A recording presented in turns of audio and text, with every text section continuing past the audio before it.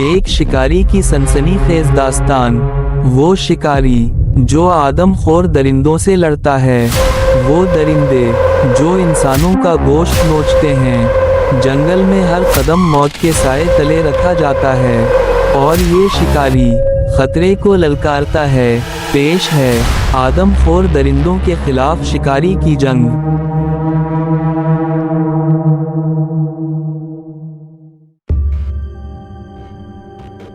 जंगलियों ने मुर्दा शेर को चबूतरे के पास रख दिया और हाथ बांधकर एक तरफ खड़े हो गए। चबूतरे पर बैठे हुए शख्स ने शेर के वजूद को गौर से देखा, फिर अपनी जबान में उनसे कुछ कहा। इनमें से एक ने उसी जबान में जवाब दिया। मुझे उनकी जबान समझ तो नहीं आ रही थी, मगर इतना अंदाज़ा ज़रूर था कि ये शेर की हलाकत की बाबत बात कर रहे हैं और सरदार उनसे ये कह रहा है कि शेर को हलाक करने वाले शिकारी को क्यों नहीं पकड़ कर लाए। सरदार ने इन्हें कुछ हिदायतें दीं। वो इस बात में सर हिलाते रहे, फिर एक तरफ चले गए। मैं घने दरख्तों की आड़ में उनकी हरकत देख रहा था। उनके जितने आदमी एक तरफ गए थे, इतने ही तीर कमान और नेज़े उठाए पहरा दे रहे थे। मुझे यहाँ जोश से नहीं होश से काम लेना था। कमान से निकला हुआ तीर गोली की रफ्तार से चलता है। ये ना हो कि उनको गोलियों का निशाना बनाते बनाते मैं खुद तीरों का निशाना बन जाऊं। मैंने मुस्तकिल ठिकाने के लिए किसी बड़े दरख्त की तलाश में इधर उधर निगाहें दौड़ाईं, ताकि इस पर चढ़कर उनको निशाना बनाया जा सके। फिर एक बड़ा दरख्त मेरी निगाहों में आ गया, जो काफ़ी लंबा और घना था। मैं दबे पाँव उसकी तरफ बढ़ने लगा। दरख्त के पास पहुंचकर मैंने बंदूक कंधे पर लड़काई और अभी ऊपर चढ़ने ही लगा था कि अचानक मुझे अपने सर पर भारी ज़र्ब महसूस हुई। मेरा दिमाग झंझना उठा और आंखों के आगे तारे नाचने लगे। फिर मैं एक तरफ जा गिरा और होश हवास से बेगाना हो गया। जब मुझे होश आया तो मैं लकड़ी के पिंजरे में बंद था। जैक, देवा और 2 और आदमी भी इसमें मौजूद थे। मुझे होश में आता देखकर जैक और देवा मेरी तरफ मुतवज्जा हो गए। मैंने उठने की कोशिश की, मगर सर के पिछले हिस्से से दर्द की एक लहर निकलकर पूरे वजूद में सरायत कर गई। अगर जैक मुझे सहारा ना देता तो मैंने बैठे बैठे ही गिर जाना था। हमें इस जंगल में नहीं आना चाहिए था। ये काम तो आर्मी का है। भला 2 शिकारी उन आदमखोरों से कैसे लड़ सकते हैं? राय साहब ने हमारे साथ धोखा किया है। जैक मुझे देखकर फट पड़ा था, साथ ही वो गुस्से और खौफ की मिली जुली कैफियत में कांप रहा था। वो शायद बहुत मायूस था। साहब, जैक साहब ठीक कह रहे हैं। ये लोग बहुत जालिम हैं। लोगों को इस तरह तकलीफ देकर काट खाते हैं कि देखने वालों के शरीर से आत्मा खुद ब खुद निकलना शुरू हो जाती है। देवा कुछ ज्यादा ही खौफजदा था। तुम लोग इतना डर क्यों रहे हो? मौत से मुकाबला मर्द ही किया करते हैं। राय साहब ने हमारे साथ कोई फरेब नहीं किया, बल्कि यहाँ भेजकर नई दुनिया की पहचान कराई है। ये जंगी हमारा कुछ नहीं बिगाड़ सकते, बस एक बार इस कैद से निकलने दो। मैंने इन्हें तसल्ली देना चाहिए। किस मौत से मुकाबला करने का कह रहे हैं साहब? अभी जब यहाँ मौत अपना नाच दिखाएगी तो आपका हलक भी खुश्क हो जाएगा। हम में से कोई नहीं बच पाएगा।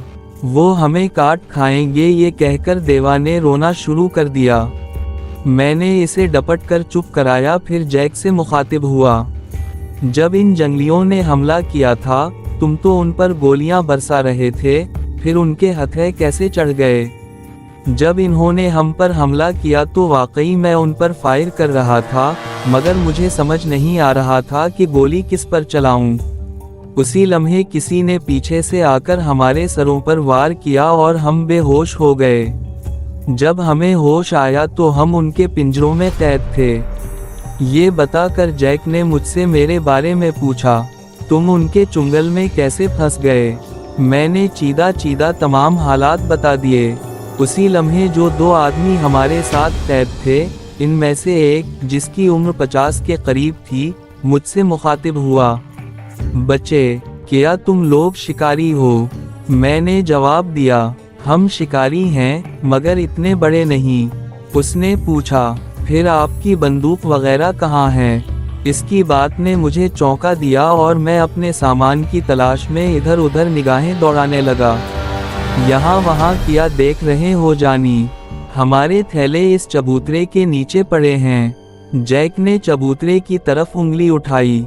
वाकई चबूतरे के नीचे एक तरफ जैक के सामान के साथ मेरे दोनों थैले भी मौजूद थे, जिनमें हम दोनों की बंदूकें भी थीं।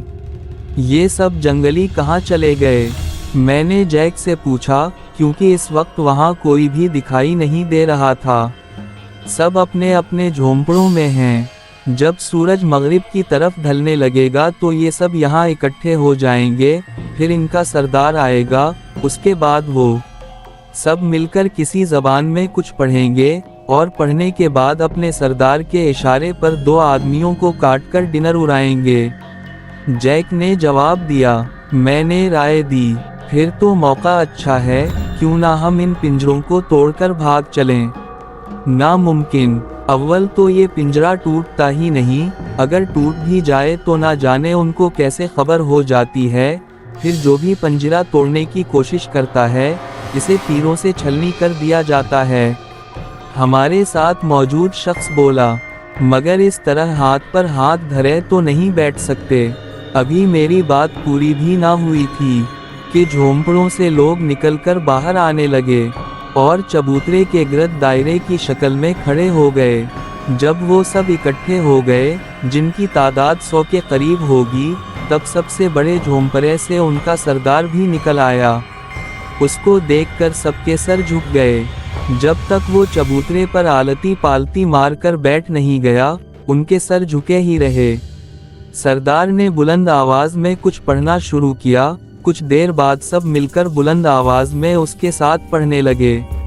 ऐसा लग रहा था जैसे वो कोई मजहबी कलाम पढ़ रहे हों। जैसे जैसे वो पढ़ते जाते थे, सब कैदियों में दहशत फैलती जाती थी। सब ये सोचकर हिरासा थे कि कलाम ख़त्म होते ही वो हम में से किसको अपनी खुराक के लिए मुंतखब करते हैं। जैक भी बेहद खौफजदा था। मैंने उसके कंधे झुंझोड़ कर कहा, तुम तो बहादुर बनो, अगर तुम भी इस तरह खौफ का शिकार हो गए तो हम सब मारे जाएंगे। साहब, ये क्या पढ़ रहे हैं? देवा ने डरते डरते पूछा। मैंने जवाब दिया, ये तो मुझे नहीं पता कि ये क्या पढ़ रहे हैं, मगर इतना अंदाज़ा ज़रूर है ये कोई मजहबी रस्म की अदायगी कर रहे हैं। वो काफ़ी देर तक पढ़ते रहे, फिर सरदार का हाथ बुलंद होते ही इन्होंने नेज़े फिज़ा में उछाले और शोर मचाने लगे। उनकी आवाज़ हमारे कानों के पर्दे फाड़ने के लिए काफ़ी थी। सब ने अपने कानों पर हाथ रख लिए। मैं सोच रहा था कि देखें ये अब क्या करने वाले हैं। फिर वो सब यकदम खामोश हो गए और पिंजरों में बंद लोगों की तरफ ऐसे देखने लगे जैसे भूखा शेर शिकार की तरफ देखता है। फिर उनकी नज़र हमारे साथ वाले पिंजरे पर आकर ठहर गई, जिसमें 2 गोरे और चंद हिंदुस्तानी बंद थे। सरदार ने इस पिंजरे की तरफ मखसूस अंदाज में इशारा किया तो 6-7 जंगली पिंजरे की तरफ आए और 2 कैदियों को बाहर निकालने की कोशिश करने लगे। इन दोनों को अपना अंजाम नजर आ रहा था, इसलिए वो मुज़ाहमत पर उतर आए। उन्होंने पिंजरे की सलाखों को मजबूती से पकड़ रखा था, जबकि जंगली उनसे सख्त थे। वो नेज़े की अनिया इन्हें चबूते हुए खींच खांच कर बाहर ले आए और चबूतरे के पास खड़ा कर दिया। सरदार उनकी तरफ खूनखार नज़रों से देख रहा था। दोनों कैदी खिजा रसीदा पते की तरह थर थर कांप रहे थे। सरदार ने कुछ पढ़कर उनकी तरफ फूंका और हाथ से उनकी जानिब इशारा किया। जिस तरह खूनखार भूखे किसी हिरन पर टूट पड़ते हैं और नोच नोच कर इसका गोश्त खाते हैं, बिल्कुल उसी तरह उन आदम खौरों ने उन जिंदा इंसानों पर हमला करके नोच नोच कर उनका गोश्त खाना शुरू कर दिया। उन दोनों की फलक शिगाफ चीखें आसमान को छू रही थीं। उनकी लर्जा खेज चीखों ने जंगल की फिजा में दहशत फैला दी थी। पिंजरों में बंद कैदी दहशत से थर थर कांप रहे थे। खुद मेरे माथे पर पसीना नमूदार हो गया था और हलक भी खुश्क हुआ जा रहा था। میں نے آج تک اتنی بربریت نہیں دیکھی تھی۔ میں چاہ رہا تھا کہ کسی طرح اس پنجرے سے آزاد ہو جاؤں اور اپنی بندوق کی ساری گولیاں ان آدم خور جنگلیوں کے جسموں میں اتار دوں، مگر میں کچھ بھی کرنے کی پوزیشن میں نہیں تھا۔ اس وقت جذبات سے نہیں، ہمت، بہادری اور عقل سے کام لینا تھا۔ رفتہ رفتہ ان دونوں افراد کی چیخیں مدھم ہوتی گئیں۔ آدم خوروں نے ان کے وجود سے ایک ایک انچ گوشت اتار لیا تھا۔ اب وہاں صرف ان کے ڈھانچے اور سر ہی رہ گئے تھے، جو انہوں نے ایک طرف پھینک دیے۔ ان ڈھانچوں اور سروں کی کھلی آنکھیں دیکھ کر ماحول پر مزید وحشت چھا گئی تھی۔ آدم خور جنگلیوں کے چہرے اور ہاتھ خون میں لترے ہوئے تھے، جس سے ان کی شکلوں پر چھائی وحشت اور بڑھ گئی تھی۔ وہ اپنے ہاتھوں سے خون اس طرح چاٹ رہے تھے جیسے ان پر شہد لگا ہو۔ اس کے بعد وہ پھر سے شور شرابہ اچھل کود میں مصروف ہو گئے۔ اچانک ان کے سردار نے ہاتھ بلند کیا اور وہ خاموش ہو گئے۔ سردار نے ان سے کچھ کہا تو چار قبائلی ان ڈھانچوں کو گھسیٹ کر ایک طرف درختوں کی آڑ میں لے گئے، باقی لوگ ٹولیوں کی شکل میں ایک طرف نکل گئے۔ سردار چبوترے سے اترا اور اپنے جھونپڑے کے دروازے پر پہرے پر کھڑے مرد اور عورت سے کچھ کہا اور اندر چلا گیا۔ وہ دونوں ساتھ والے جھونپڑے میں جا گھسے اور جب باہر نکلے تو ان کے ہاتھ مٹی کی ایک سراہی اور ایک بڑی سی چھابی تھی۔ وہ دونوں ہمارے پنجرے کی طرف آئے، دروازے پر لگا قدیم زمانے کا تالا کھولا اور سراہی اور چھانی ہمارے آگے رکھ دی، جس میں پینے کے لیے پانی اور مکئی کی 4 روٹیاں تھیں۔ ایک مٹی کے پیالے میں ساگ نما کوئی سالن تھا۔ دروازہ بند کر کے وہ پھر اپنے جھونپڑے میں چلے گئے۔ اس کے بعد انہوں نے دوسرے پنجروں میں بھی ویسا ہی کھانا اور پانی پہنچا دیا۔ جنگلی بے شک غیر مہذب تھے، مگر انہیں اتنی عقل ضرور تھی کہ عام انسان پانی اور کھانے کے بغیر زندہ نہیں رہ سکتا۔ میں مکئی کی بنی روٹی کو اٹھا کر اس کا جائزہ لینے لگا۔ ہمیں ان ظالموں سے بچا لو بیٹا، یہ ہمیں بھی اسی طرح کھا جائیں گے۔ 2 آدمی بچوں کی طرح رونے لگے۔ میرے اختیار میں تو نہیں، مگر میں کوشش کروں گا کہ آج رات کچھ نہ کچھ ضرور کر لیا جائے۔ بہتر یہی ہے آپ پہلے یہ روکھی سوکھی کھائیں، اس کے بعد سوچتے ہیں کیا کرنا ہے۔ میرے حوصلہ دینے پر وہ بے دلی سے کھانا کھانے لگے۔ روٹی کا ذائقہ تو مکئی کی روٹی جیسا ہی تھا، مگر اس ساگ نما سالن کا پتہ نہ لگ سکا کہ یہ کس چیز کا ہے۔ ویسے آج رات ہمیں کیا کرنا ہے؟ کھانے سے فارغ ہو کر جیک میرے پاس بیٹھ گیا۔ میں نے کہا، ہمیں اس پنجرے کو توڑ کر فرار ہونا ہوگا۔ اس کے علاوہ ہمارے پاس کوئی دوسرا راستہ نہیں ہے۔ مگر ہم اس پنجرے کو کیسے توڑیں گے؟ یہ تو بہت مضبوط ہے، میں کئی بار کوشش کر چکا ہوں۔ جیک بولا، ہم اسے توڑیں گے نہیں، بلکہ کاٹیں گے۔ میرے پاس ایک ایسا خفیہ ہتھیار ہے، جس کی مدد سے ہم ان لکڑیوں کو کاٹ سکتے ہیں۔ وہ ہتھیار میں تمہیں رات کو دکھاؤں گا، اس وقت دکھانا مناسب نہیں۔ میں نے ایک ہی جواب میں اس کو مطمئن کر دیا تھا، ورنہ وہ اپنی عادت کے مطابق ہتھیار دیکھنے کے لیے اصرار ضرور کرتا۔ اب ہمیں رات کی تاریکی کا انتظار کرنا تھا، اس لیے الگ الگ ہو کر بیٹھ گئے۔ میں نے جیک، دیوا اور ان دونوں افراد کو ہدایت کر دی تھی کہ وہ آپس میں بات کرنے کی کوشش نہ کریں اور الگ الگ بیٹھیں تاکہ ان کو ہم پر شک نہ ہو۔ سورج مغرب کی گود میں جا سویا تو ہر طرف تاریکی کی چادر چھا گئی۔ سارے جنگلی اپنے اپنے جھونپڑوں میں جا چکے تھے۔ صرف چند پہرے دار باہر موجود تھے، جن کے ہاتھوں میں تیر کمان اور نیزے تھے۔